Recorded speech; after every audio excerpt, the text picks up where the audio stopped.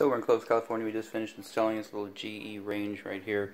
Basically, the only thing we did is just unpackage it. You know, all the packaging, all the tape that's on there, and all the stickers and all that whatnot. Just removed everything that was already sitting in place. The main thing that we did was the actual hookup underneath. So they just took the old supply line off of the old cooktop, which is sitting right there. You can see braided stainless steel gas line.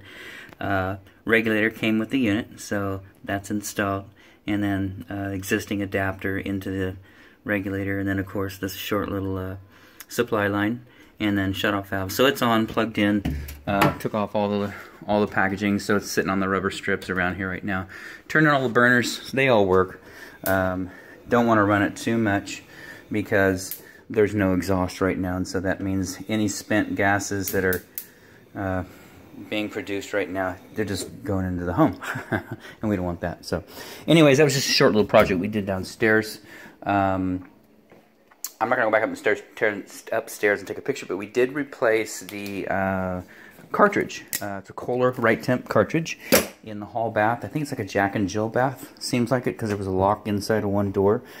So we replaced that. It's tub shower combo, and so that's been replaced. And so this is all working. Kitchen's working, bathroom's working. Outside of that, this installation is done.